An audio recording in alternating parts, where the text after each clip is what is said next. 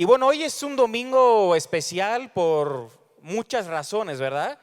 En primer lugar, todos los domingos son especiales porque como iglesia, como hermanos en Cristo que somos, nos juntamos, ¿verdad?, de manera presencial para buscar a Dios, para crecer por medio de la palabra, para adorarlo. Y eso siempre va a ser especial, ¿verdad? Dios es la prioridad, Dios es el principal en todo esto.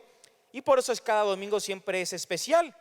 Es especial también porque al ser el primer domingo de abril estuvimos anunciando con tiempo de anticipación, pues a partir de hoy estamos estrenando lo que será estos dos servicios, ¿verdad? Este ya es el segundo servicio, tuvimos un servicio a las 10 de la mañana y este es el segundo servicio a las 12:30 de la tarde. Y bueno, hermano, ya estamos a punto de poder estrenar todo este auditorio. No sé si te das cuenta, pero cada vez están avanzando un poquito más y le damos gracias a Dios por eso, porque si Dios permite, al final de mes lo vamos a inaugurar con el doctor Armando Alducin y va a ser un tiempo de mucha bendición. También, pues no sé si te diste cuenta, pero todos ustedes están sentados, están estrenando sillas, ¿verdad? Bueno, no estrenando porque ya los del primer servicio ya las estrenaron, ¿verdad? Pero son las segundas personas que se sientan en esos lugares, ¿verdad? Entonces, gracias a Dios por su provisión.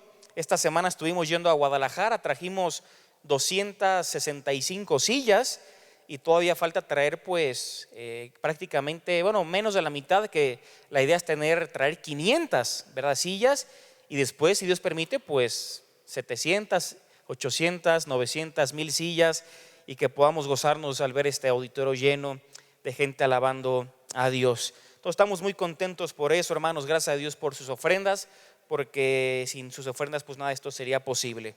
Muy bien, vamos a irnos preparando para el tiempo de la palabra de Dios. Muchos se estarán preguntando por qué, si hoy es el primer domingo del mes, pues no hubo Santa Cena, la Cena del Señor. Bueno, es justamente porque la vamos a tener al final del servicio. ¿Por qué? Porque el mensaje de esta mañana, bueno, de esta tarde, es justamente en cuanto a la Cena del Señor. Dios puso en mi corazón poder hablarles de este tema y vamos a ver qué es la Cena del Señor de forma bíblica. Vamos a hacer una oración y empezamos. Dios, te damos las gracias por el tiempo con tu palabra. Queremos, Dios, que tú hables a nuestras vidas. Nosotros estamos en este lugar reconociendo que te necesitamos, reconociendo, Dios, que sin ti nada somos, que tú eres el único que puede traer salvación a nuestras vidas. Y Padre, en este tema tan importante oramos para que tú hables a nuestras vidas, para que realmente lo podamos entender y para que le tomemos, Señor, el respeto que se merece, para que seamos obedientes y para que, Señor, cada vez que participemos de la cena del Señor, del pan y del vino, pues realmente lo tomemos como lo que es, una celebración solemne, Dios. Habla a cada uno de los que estamos aquí, en el nombre de nuestro Señor Jesucristo. Amén.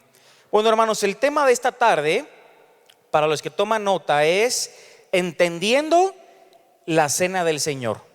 Entendiendo la cena del Señor. Tristemente, hermanos, tenemos que decirlo, que muchos creyentes, porque la cena del Señor es para creyentes, ¿verdad?, para gente que ya ha nacido espiritualmente de nuevo, nos hemos encontrado con cristianos que llevan ya un tiempo, ¿verdad?, significativo en el cristianismo y aún no saben qué es la cena del Señor.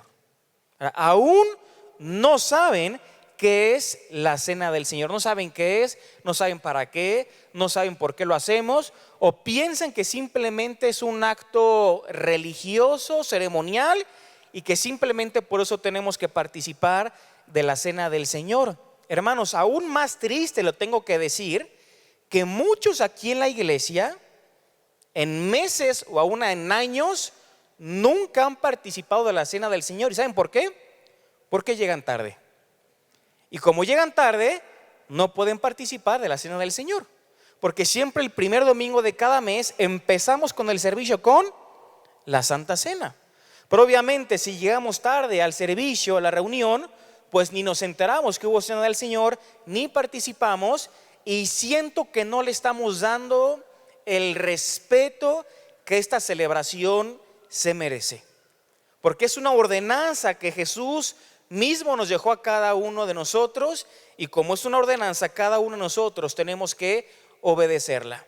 Hermanos, si nos vamos a los evangelios, tanto en Mateo capítulo 26, en Marcos capítulo 14 y en Lucas capítulo 22, tres autores diferentes nos recuerdan el momento histórico en el que Jesús se encontraba con sus discípulos y les instituye la cena del Señor, lo que conocemos como la última cena. Jesús a punto, ¿verdad?, de morir, a punto de dar su vida por cada uno de nosotros, instituye con sus discípulos la cena del Señor.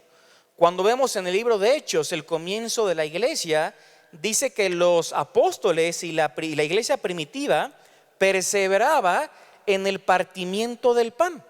Eso justamente nos viene hablando a cada uno de nosotros de la cena del Señor. En las cartas escritas por el apóstol Pablo, por ejemplo, en la que vamos a ver que es la carta de Corintios, vemos cómo Pablo les recuerda la cena del Señor. Y hasta el día de hoy, hasta el siglo XXI, año 2023, seguimos participando de la cena del Señor, porque es justamente lo que Dios quiere que hagamos, pero tenemos que entender por qué lo hacemos y de qué manera lo hacemos. Te pido que abras tu Biblia, en Primera de Corintios capítulo 11.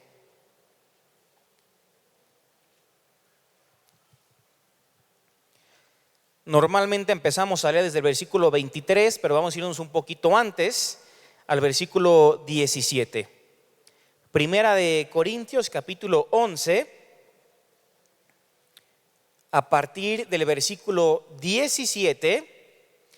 Y nada más para comentarles, este mensaje lo vamos a dividir en dos partes, porque es un poquito extenso. Hoy sería la primer parte, y ya después vamos a ver la segunda parte, donde estaremos viendo qué significa tomar la cena indignamente, ¿verdad?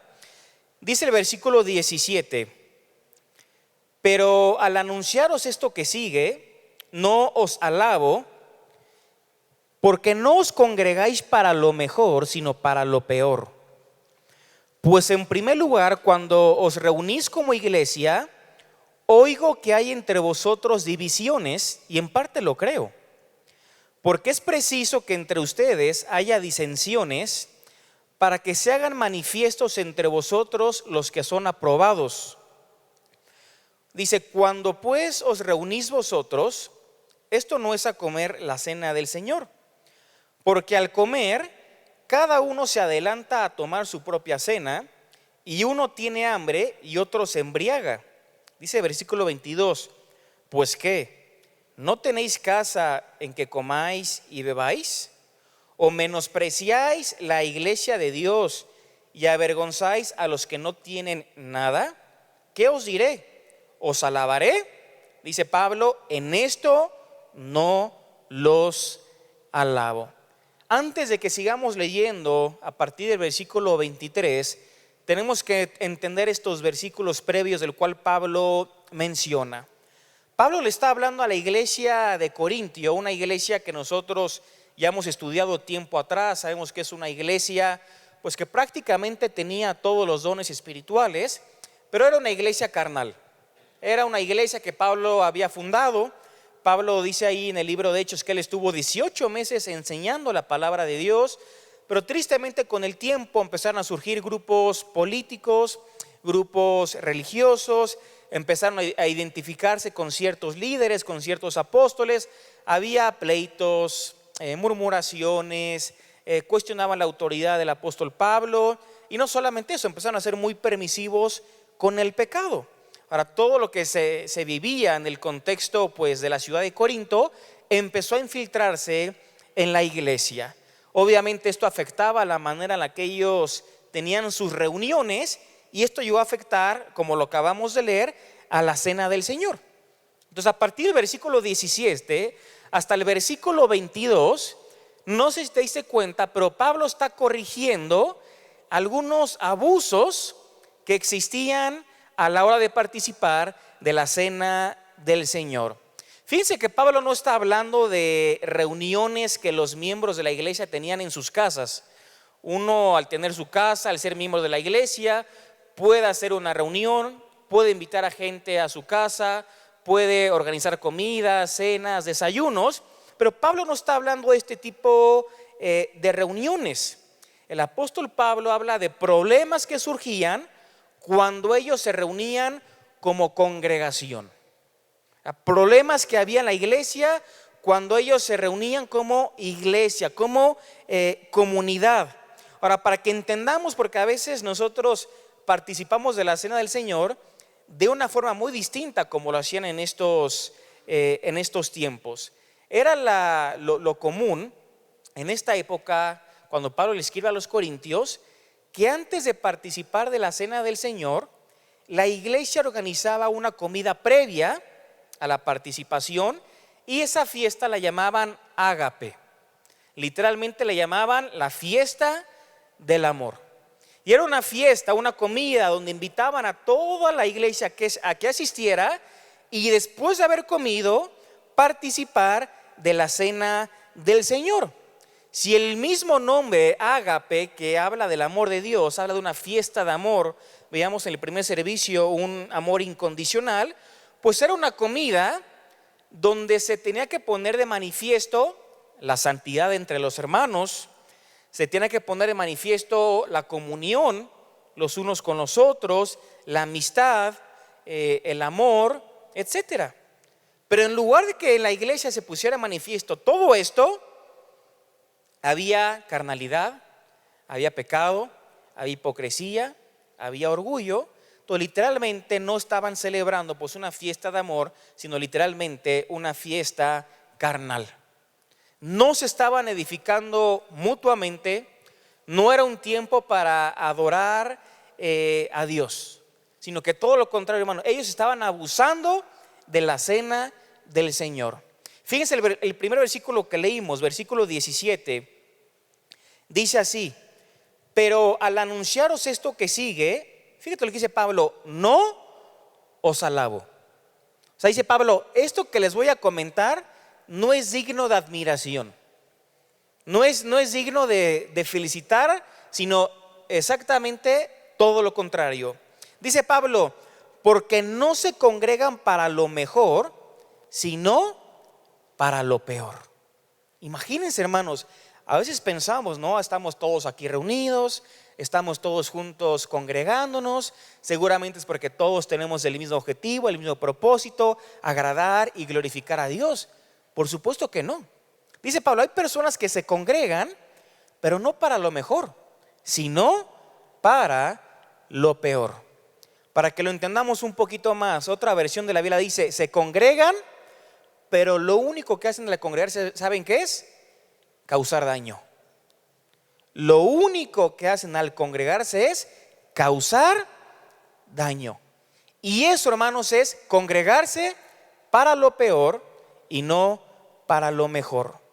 El tiempo de congregarse, el tiempo de comunión, el tiempo de comunidad, termina el servicio, estamos todos afuera platicando en las mesas, desayunando, comiendo, orando los unos por los otros. Tiene que ser un tiempo de edificación, un tiempo de santidad, de amor, de comunidad, de comunión, de conocer nuevas personas, de orar por personas, de conocer nuevos miembros, nuevos integrantes. Eso es congregarse para lo mejor. Pero aquí dice Pablo, muchos se congregan para lo peor. Muchos al congregar a sus hermanos solamente causan daño al cuerpo de Cristo. Están atentando contra la unidad del Espíritu Santo. ¿Y por qué? Porque se congregan, pero hablan mal de ciertas personas. Se congregan, pero por pura hipocresía. Se congregan, pero muestran una apariencia de piedad, pero con su vida niegan la eficacia de ella. O sea, en pocas palabras, viven como se les da la gana. Se congregan, pero hablan mal de los servidores, de los líderes, de los pastores. Se congregan, pero causan chismes, pero empiezan a murmurar. Eso es congregarse para lo peor. Entonces dice Pablo, todo eso que está pasando en la iglesia no es digno de alabanza, no es digno de felicitación, no es digno de admirarse, sino todo lo contrario. Nosotros, hermanos, tenemos que congregarnos cada domingo fielmente, pero para lo mejor, no para lo peor. Y dice qué pasaba en la iglesia, versículo 18. Dice, pues en primer lugar, cuando se reúnen como iglesia, oigo que hay entre ustedes divisiones. Oigo que hay entre ustedes divisiones. Y fíjense lo que dice Pablo, y en parte lo creo. Nosotros sabemos que en los primeros 2 capítulos Pablo nos habla de las divisiones que existían en la iglesia. Él decía, me he enterado por los de Cloé, ¿verdad? Por la familia de los de Cloé, que hay ciertas divisiones entre ustedes. Ahora, las divisiones que había en el capítulo 1 es otro tipo de divisiones de la cual se nos menciona en el capítulo 11. En el capítulo 1 dice, había divisiones porque unos decían, yo soy de Pablo, yo soy de Apolos, yo soy de Cefas, yo soy de Cristo. Ese era el tipo de divisiones que había en esta iglesia. Bueno, aquí en el capítulo 11, cuando habla de divisiones, tiene que ver con la falta de comunión de los hermanos. Este tipo de divisiones había. Y hermanos, las divisiones pues eran un problema grande en la iglesia del Señor, ¿verdad? Y realmente se ponía en evidencia pues cómo había personas que simplemente iban a dividir, al no tener comunión los unos con los otros. Por ejemplo, algunos ejemplos de lo que sucedía en esta época. Los judíos se separaban de los gentiles a la hora de comer. Para los judíos se separaban de los gentiles a la hora de comer. No se querían mezclar con los gentiles. Los ricos se separaban de los pobres. A los ricos se separaban de los pobres a la hora de comer y llegaban al grado aún de despreciar a los pobres. Obviamente Pablo dice, todo esto no es digno de alabanza. Todo esto que provoca división, ¿verdad? División. Ahora, claramente vemos, hermanos, que Pablo nos dice que hay una diferencia entre los espirituales y entre los carnales. Porque fíjense lo que dice versículo 19. Porque es preciso que entre ustedes haya disensiones para que se hagan manifiestos entre vosotros los que son aprobados. ¿Quiénes, hermanos, son los aprobados? Aquí no está hablando de salvos y no salvos. Tampoco está hablando de salvos que perdieron su salvación, porque ya sabemos que bíblicamente esto no sucede. Pablo está haciendo una diferencia entre los creyentes espirituales y los creyentes carnales. Los creyentes espirituales son los que literalmente viven la vida cristiana siendo controlados, siendo guiados por el Espíritu Santo. Y los creyentes carnales son aquellas personas que han nacido espiritualmente, pero no es el Espíritu Santo quien los guía, sino su carne. Su propia carne los sigue controlando. Entonces fíjense lo que está diciendo Pablo. Las divisiones que hay en la iglesia nos ponen en evidencia quién está viviendo de forma espiritual y quién está viviendo de forma carnal. Si tú estás en la iglesia y empiezas a ver que una persona empieza a querer dividir con sus palabras, a dividir con sus chismes, con sus murmuraciones, con todo lo que dice, con tirando la piedrita a ver quién cae, simplemente está poniendo en evidencia que es un creyente carnal, que está siendo controlado por su carne. Pero cuando ves un creyente que está aquí en la iglesia y que solamente se esfuerza por edificar, por conocer, por ser de bendición, por orar los unos por los otros, para ver en qué puede ayudar, teniendo iniciativa, es un creyente que está siendo guiado por el Espíritu Santo. Entonces dice Pablo, es preciso que entre ustedes haya disensiones. ¿Por qué? Porque esto pone de manifiesto entre ustedes los que son aprobados. Cada uno de nosotros, hermanos, tendríamos que esforzarnos por entrar en este grupo de los que somos aprobados. ¿Por qué aprobados? Porque estamos viviendo de forma espiritual. porque estamos siendo guiados por el Espíritu Santo y no por nuestra carne. Nosotros tenemos que entender, hermanos, que siempre la persona carnal es una persona que va a dividir. El carnal divide. ¿Por qué? Porque sus obras, ponen de manifiesto su carnalidad. El carnal divide y sus obras ponen de manifiesto su carnalidad. Es lo que dice el apóstol Pablo. Y por esas disensiones, por esas divisiones, se pone de manifiesto entre nosotros quiénes son los aprobados. No sé si estás entendiendo, hermano, el mensaje, pero lo que Pablo está haciendo es corrigiendo los abusos que había en la iglesia.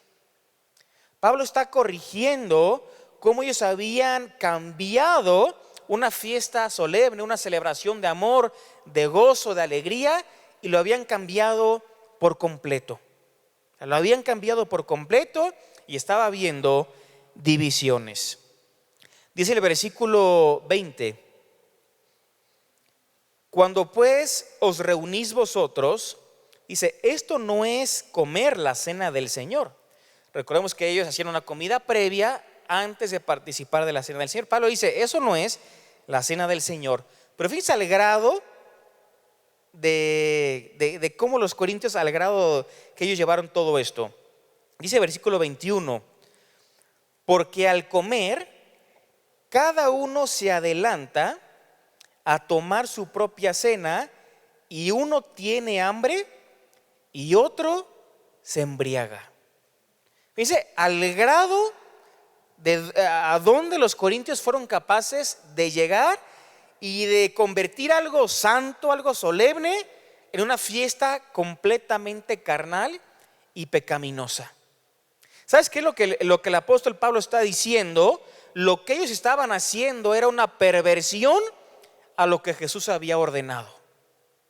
Era una perversión a lo que Jesús había ordenado. Y cuando tú y yo, hermanos, participamos de la cena del Señor, pero lo hacemos habiendo pecado, habiendo murmuración, habiendo peleas entre nosotros, habiendo chismes, habiendo todo ese tipo de cosas, simplemente estamos pervirtiendo lo que Jesús mismo nos instituyó, lo que Jesús mismo ordenó. La cena del Señor, hermanos, no era una cena para alimentarse. No era una cena para alimentar los apetitos, para alimentar el hambre. Era una celebración para Dios. Pero ellos estaban menospreciando la iglesia de Dios y están avergonzando a los que no tenían. Fíjense cuál era la actitud. El versículo 21 nos los dice: porque al comer, cada uno se adelanta a tomar su propia cena y uno tiene hambre. ¿Qué estaba pasando? Había una diferencia clara entre los ricos y los pobres. Y todos se juntaban a comer, estaban todos juntos en el mismo lugar, pero dice, los ricos simplemente se alimentaban a sí mismos. O sea, ¿qué estaba haciendo? No estaban compartiendo la comida con los demás. No compartían la comida con los pobres. Y no solamente eso, se enaltecían por encima de los pobres. Entonces dice Pablo, cuando se están juntando, algunos están llenando de tanto que comen, mientras que hay otros que no tienen ni siquiera para comer. Dice Pablo, esto no tiene que pasar. Llegó tanto a ser el pecado de los ricos que dice, muchos llegan hasta el grado de embriagarse. O sea, claramente le dieron rienda suelta a su carne, a su carnalidad. Y nos damos cuenta cómo Pablo tiene que corregir estos abusos que se estaban dando en la cena del Señor, y empieza a corregir para que ellos puedan voltear su mirada a Cristo y en lugar de pensar en ellos mismos, piensen en lo que estaban haciendo, en lo que estaban recordando, que era a Jesús mismo. Entonces ellos pervirtieron completamente el sentido y el significado de la cena del Señor. Fíjense los tres pecados que menciona Pablo. Versículo 22. Les dice, pues ¿qué? ¿No tenéis casas en que comáis y bebáis? O sea, la cena del Señor y la comida previa que se hacía no era una cena para calmar el hambre. Para eso está la comida en tu casa. La cena del Señor era para algo completamente diferente. Entonces la cena del Señor no era una cena para alimentarse, sino una celebración para Dios. Y aquí estaba el primer pecado, que ellos estaban menospreciando los unos a los otros. Los que sí tenían para comer hacían distinción con los que no tenían para comer. El segundo pecado, vemos que Pablo dice en la segunda pregunta: ¿o menospreciáis la iglesia de Dios? Fíjense que dice Pablo, este pecado es que su actitud está menospreciando la iglesia de Dios. Su comportamiento, su forma de vivir está menospreciando la iglesia de Dios. Tercer pecado, dice: y avergonzáis a los que no tienen nada. Los ricos literalmente estaban avergonzando a los que no tenían para comer. Otro pecado del cual ellos cayeron. Dice Pablo de forma retórica: ¿qué les diré? ¿Os alabaré? Dice, por supuesto que no. Entonces, hermanos, antes de que nosotros entendamos qué es la cena del Señor, tenemos que tener bien claro en nuestra mente que con la forma en la que vivimos nuestro cristianismo podemos pervertir esta hermosa celebración. Podemos cambiarle el significado y podemos decir en excusa, como pretexto, el reunirnos, pero realmente Cristo no está siendo el centro de atención, sino solamente nuestra propia carnalidad. Y esto no puede suceder. Esto es lo que Pablo va a corregir para que ellos volteen su mirada a Cristo y empiecen a participar de la cena del Señor como Jesús mismo lo instituyó. Después de corregir todo esto, pasamos al versículo 23.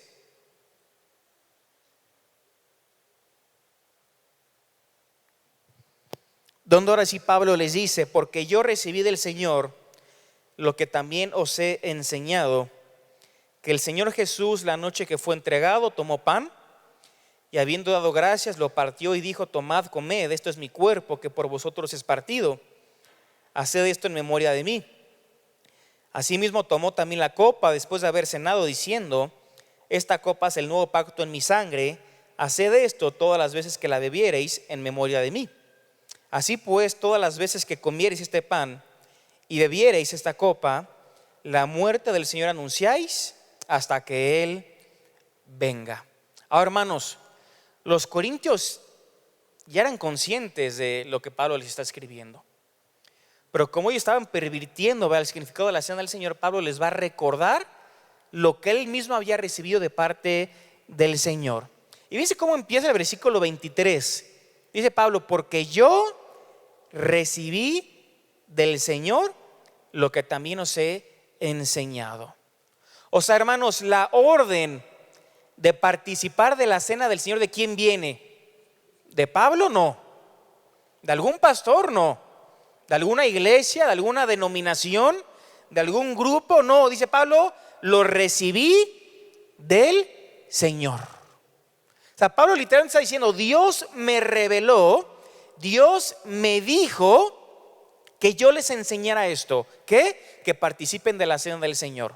Uno podría hacer la siguiente pregunta: ¿en qué momento Pablo recibió esto de parte del Señor? Porque Pablo no estuvo en la última cena. Pablo no estuvo cuando Jesús estaba con sus discípulos. Pablo no estaba ahí. Bueno, hay diferentes opiniones de cuándo Pablo recibió esto de parte de Dios, pero lo que sí tenemos claro es que Pablo recibió pues una revelación directa de parte de Dios, diciendo: yo recibí del Señor. ¿Te das cuenta que ya solamente esta frase le tiene que dar la importancia necesaria a la cena del Señor? Porque fue algo que no fue invento de hombre, ¿verdad? O de mujer. Fue Jesús mismo quien lo instituyó. Es la orden dada por Jesús mismo. La ordenanza, hermanos, de cumplir con esto fue dada por Jesús, y ahí la importancia de lo que estamos haciendo. Entonces, ¿por qué si sabemos, hermanos, que cada primer domingo de mes tenemos servicios y empezamos con la cena del Señor, ¿por qué llegamos tarde? ¿Porque no nos importa? ¿Porque preferimos dormir 10 minutos más? ¿Porque no nos organizamos un día previo para dejar todo acomodado y llegar a tiempo a la iglesia? ¿Cuál va a ser la excusa que vamos a poner delante de Dios? ¿Verdad? ¿Habrá alguna excusa que sea realmente justificable para no obedecer la ordenanza de Jesús? ¿Lo hay? Por supuesto que no. Por supuesto que no. Dice Pablo, yo lo recibí del Señor. Es una orden dada por Jesús. Una orden dada por Jesús. Y ahí mismo radica la importancia de participar la cena del Señor. Te hago una pregunta, hermanos. ¿En qué momento Jesús instituyó la cena del Señor? ¿En qué momento fue? ¿Cómo? A ver, un poquito más claro. Cuando estaba cenando, ¿verdad? Con sus discípulos, la última cena, antes de que fuera crucificado, sepultado y que resucitara el tercer día. Pero si somos un poquito más específicos, el mismo texto nos los dice. Fíjense lo que dice versículo 23. Porque yo recibí del Señor lo que también os he enseñado, que el Señor Jesús, la noche que fue entregado, tomó pan. Entonces, ¿en qué momento Jesús instituye, en qué momento Jesús ordena que la iglesia participe de la cena del Señor? En el momento que fue entregado. Ahora, una pregunta, una respuesta sencilla a la pregunta, ¿y quién entregó a Jesús? Todos diríamos Judas. ¿Verdad? Tal vez algunos profundizando un poquito más, ¿quién entregó a Jesús? Tal vez muchos dirían, bueno, no fue Judas. Antes de eso, los judíos llevaron a Jesús con Poncio Pilato para que Poncio Pilato le hiciera un juicio e emitiera una orden de crucificar a Jesús. Después de eso fueron los soldados romanos quien llevaron a Jesús hasta la cruz. Entonces ellos fueron los que entregaron a Jesús. Pero hermanos, si nos ponemos a profundizar un poquito más, la entrega del Señor Jesucristo simplemente estaba obedeciendo a un plan ya establecido por Dios miles de años atrás. Si nosotros nos vamos a Hechos capítulo 4,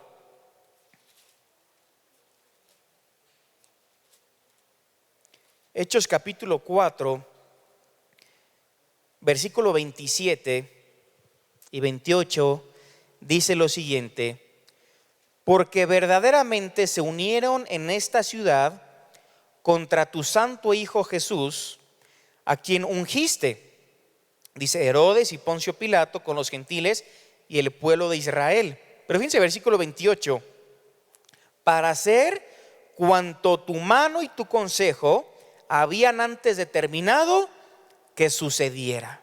O sea, habían antes determinado que sucediera. Hermanos, ¿qué nos está diciendo la Biblia? Quien realmente entregó a Jesús, ¿saben quién fue? Su Padre. Quien realmente entregó a Jesús fue el Padre. ¿Qué dice Juan 3:16? De tal manera amó Dios al mundo que dio, que entregó a su Hijo unigénito, para que todo aquel que en Él cree no se pierda, mas tenga la vida eterna. Dice Gálatas capítulo 4, versículo 4, Gálatas 4:4. Pero cuando vino el cumplimiento del tiempo, Dios envió a su Hijo, nacido de mujer y nacido bajo la ley. Fíjense, ¿en qué momento? Cuando vino el cumplimiento del tiempo. En el tiempo indicado fue cuando Dios envía a Jesús. Fíjense, vamos a ver otro versículo. Vamos a Primera de Pedro.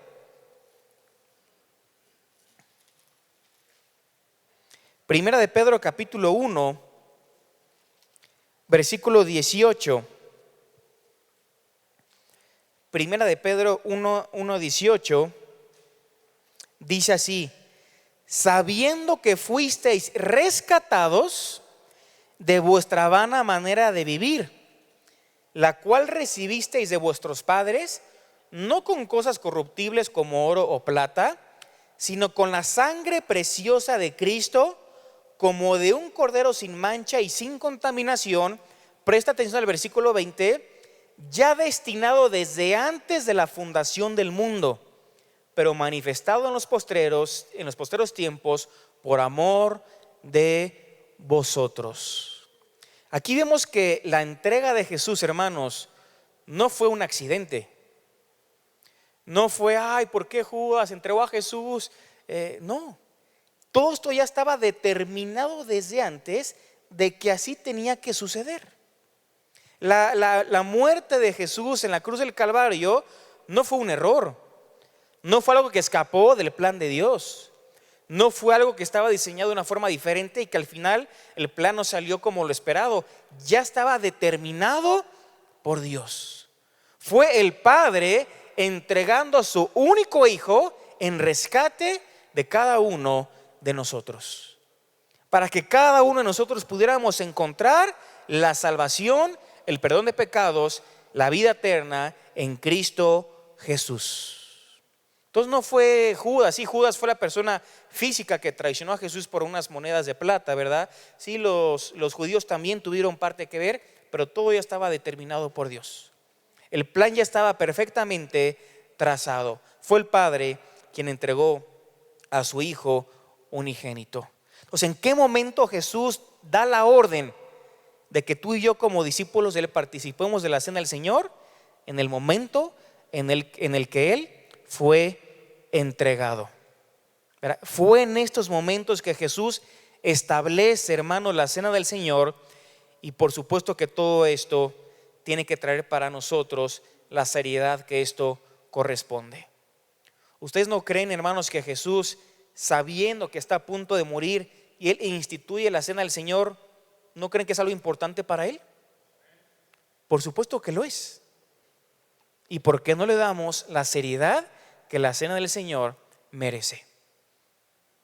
¿Y por qué podemos pasar 6 meses sin participar de la cena del Señor y no sentir ningún tipo de culpa, ningún tipo ahora sí que de tu conciencia que te diga, participa de la cena del Señor? Porque no le estamos dando la importancia que realmente la cena del Señor tiene. Volvemos a 1 Corintios 11 para ir entendiendo un poco más.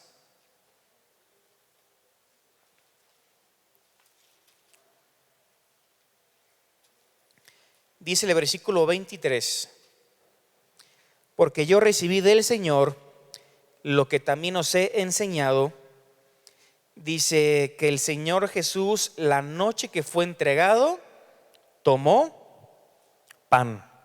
Dice el versículo 24: y habiendo dado gracias, lo partió y dijo: tomad, comed, esto es mi cuerpo que por vosotros es partido.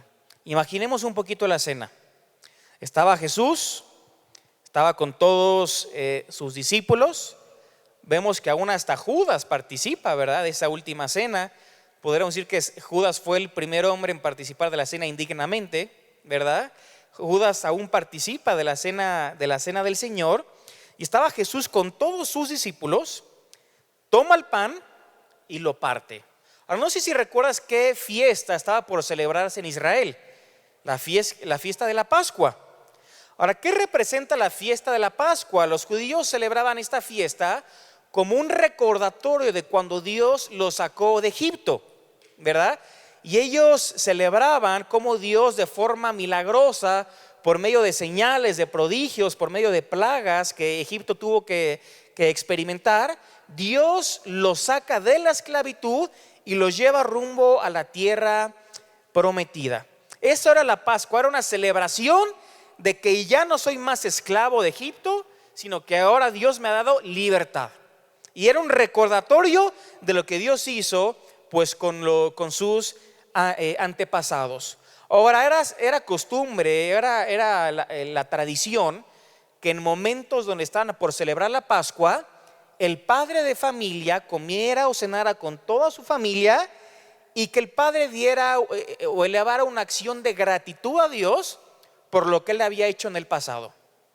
¿Verdad? Entonces el padre de familia oraba a Dios, partía el pan, agradecía a Dios por cómo Dios en el pasado los había rescatado.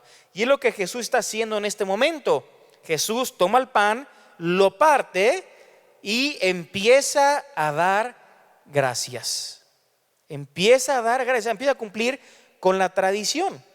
Imagínate, hermanos, qué profundo esto. Tú darías gracias si supieras que están a punto de crucificarte. Yo creo que muy pocos, ¿verdad? Tal vez nadie de nosotros.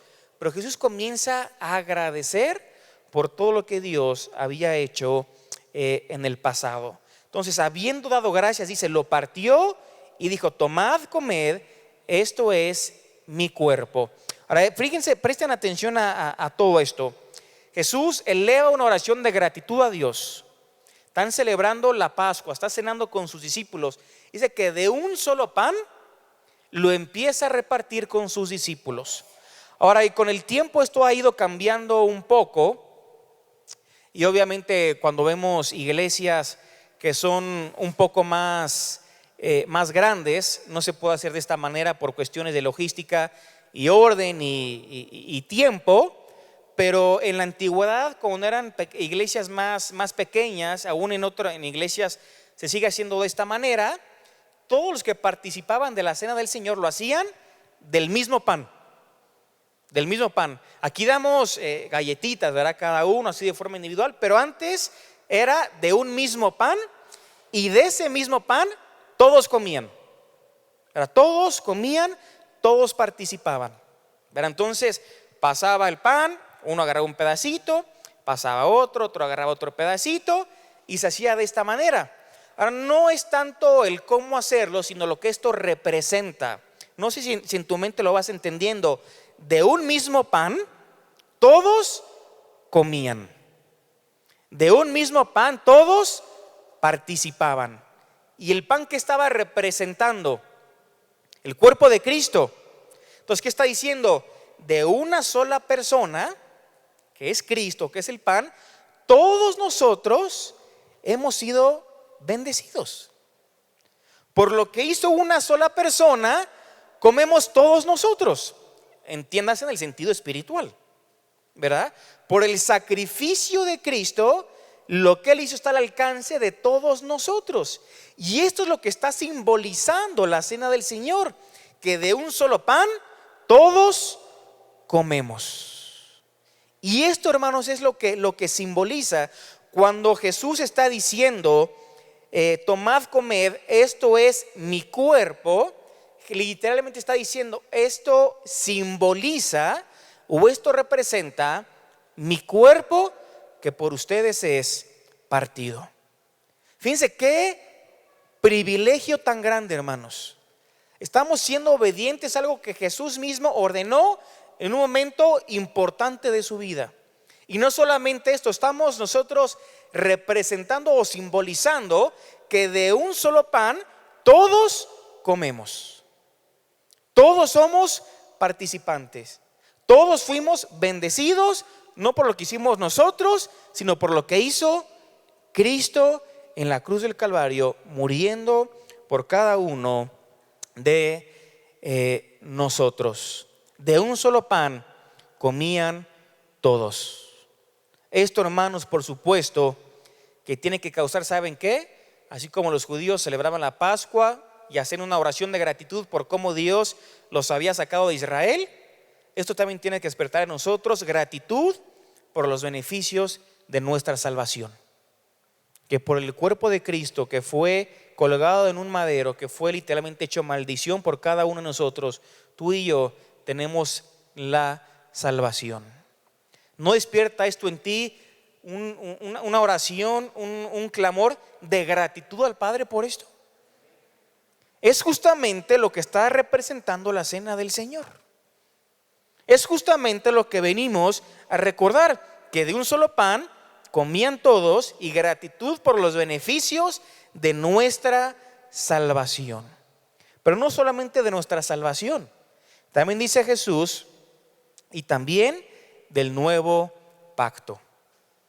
También del nuevo pacto. Fíjense con ese versículo 25.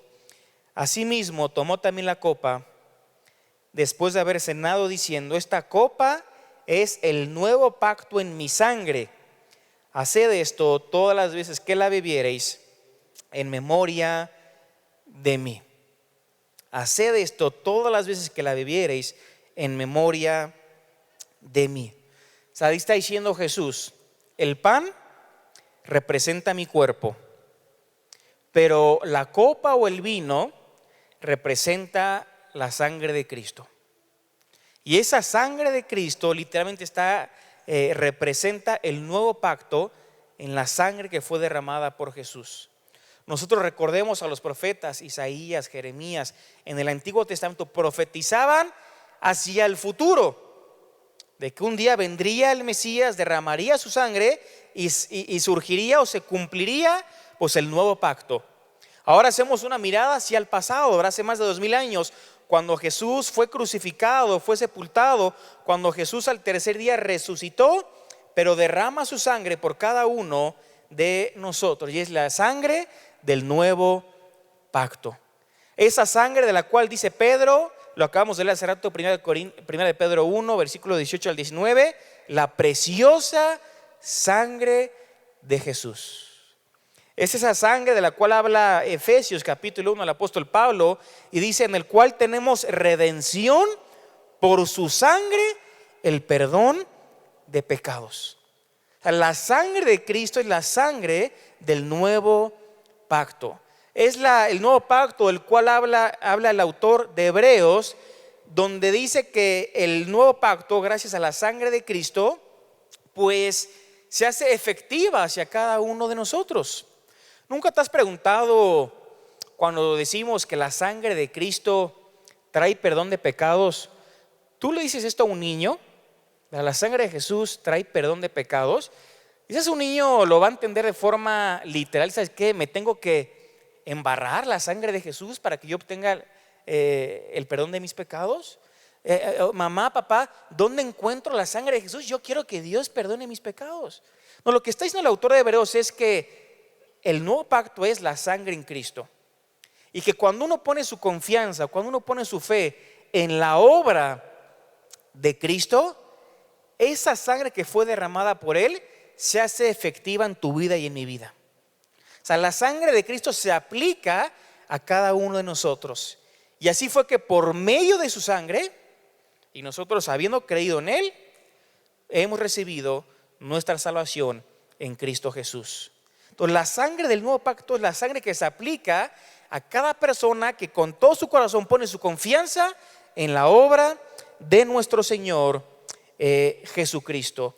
Esta es, hermanos, la sangre del nuevo pacto. Y esto es lo que venimos a recordar. Ahora, fíjense que cuando Jesús dijo, cuando partió el pan y cuando repartió el vino, en dos ocasiones dijo: haced esto en memoria de mí. Y aquí vemos, hermanos, la motivación. La motivación. ¿Qué es lo que te motiva a obedecer con la ordenanza de participar de la cena del Señor? Aquí vemos que el motivo principal para esta ordenanza es recordar a Jesús. Es el motivo principal, recordar a Jesús. Y fíjense que Pablo no está diciendo que recordemos algún acto específico en cuanto a Jesús: su nacimiento, su vida, sus milagros, su muerte, su sepultura, su resurrección, su ascensión. No nos está hablando de algo en particular, simplemente dice recordar a la persona de Jesús. Recordar a la persona de Jesús. A mí me ha pasado, hermanos, y yo creo que muchos podrán sentirse identificados. Estamos participando del pan, estamos participando de la copa, y en lugar de estar recordando a Jesús, estamos pensando en tantas cosas. Tantas cosas están pasando por nuestra mente. Estamos tan distraídos, estamos tan afanados, estamos llenos de preocupaciones. Estamos pensando en la semana que está empezando, estamos pensando ya en el trabajo del lunes, en la escuela, en las preocupaciones, cuando la cena del Señor es: recuérdame a mí, dice Jesús. Recuérdame a mí. Este es el motivo principal de la cena del Señor: hacer un recordatorio a la persona de Jesús. De esta manera, hermanos, cada uno de nosotros tenemos que participar. Se nos ha terminado el tiempo. Vamos a terminar con los versículos en la segunda parte, y vamos a aprender también de qué manera se participa de la cena del Señor. Y solo hay dos maneras: de forma digna o indigna.